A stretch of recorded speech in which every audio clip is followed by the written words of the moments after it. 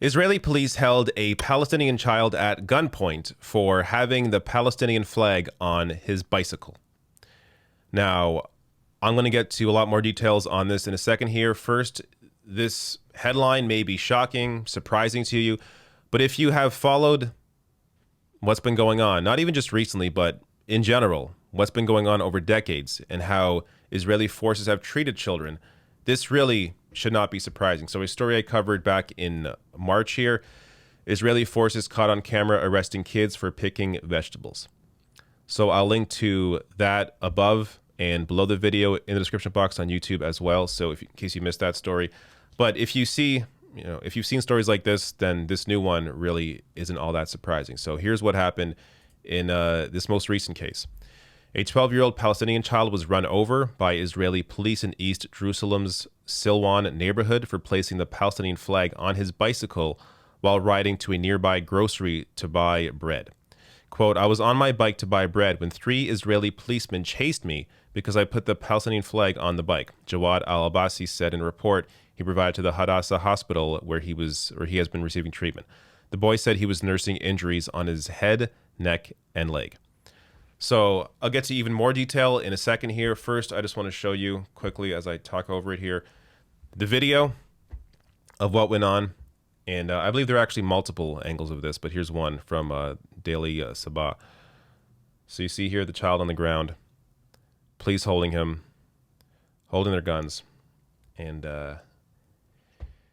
yeah, so this, of course, is what happened afterwards. In terms of the report saying they ran him over, I did a lot of research. I'm not sure what this means. I don't know if they ran into him, ran over his bike, ran over him physically with the car or with their vehicle. So I don't know the exact details there, but clearly the kid is injured and was treated at hospital. More details on that. Actually, first here's a close-up of the child's face, but more here. Jawad also told the Jerusalem-based Wadi Helway Information Center in another testimony that Israeli police held him at gunpoint and beat him. Quote, "I was afraid they would shoot me or arrest me," he added. Jawad said passers-by had to call the ambulance because Israeli police refused to, noting that he fainted before reaching the hospital. Quote, "I am now at the hospital and I'm afraid that Israeli police will come to arrest me before I get the necessary treatment," the boy said. There was no comment from the Israeli police on the incident. So there you go. Again, this is a stunning story in some ways, but in other ways, not at all surprising based on what we've seen over the past many decades. Now, before I end this video, just a little more here, a little more history on how the Israeli government, Israeli forces have treated children. So according to the Palestinian Prisoners Society, since 2015, Israel has been passing new laws that legalize issuing children long prison sentences, in some cases up to life imprisonment.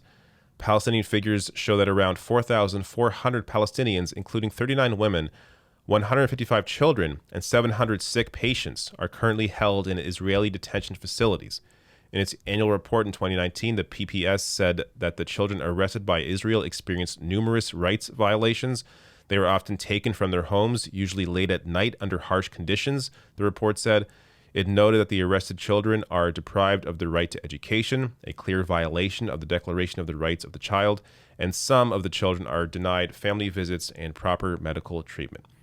So again, just more information here showing you that this is an ongoing thing, not a one-off example, but this is how the Israeli government treats Palestinian children.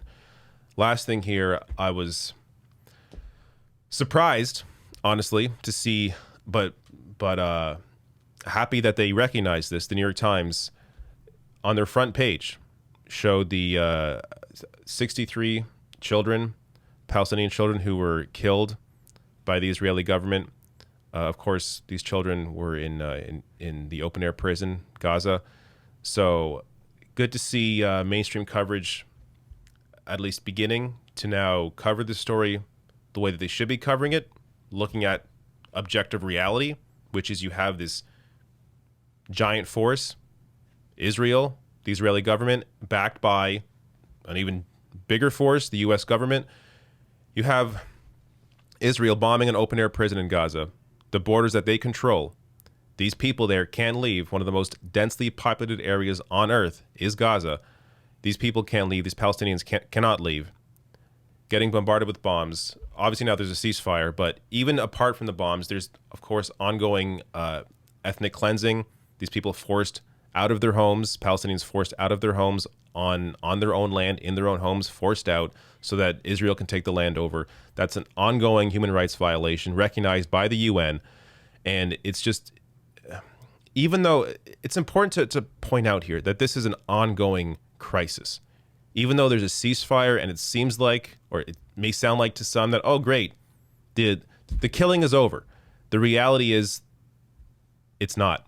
This is an ongoing crisis affecting Palestinians, not even just Gaza, but in the West Bank and in Israel.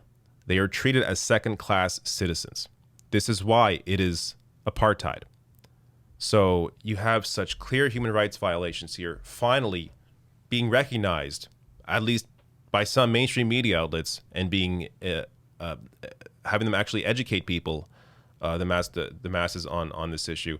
But then, of course, you have the U.S. government, Canadian government, the U.K. still lagging way behind, still, of course, in almost full support of Israel. Very little recognition of the human rights violations by the Israeli government. Canada finally came out and said a little bit about how Israel should stop their evictions, but didn't even mention the recent deaths, the recent killings by the Israeli government of these children or other civilians.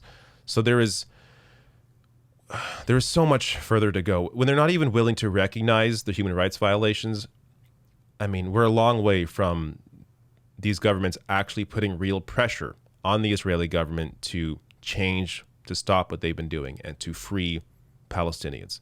So a long way to go, but you're seeing finally, at the very least, the narrative begin to change.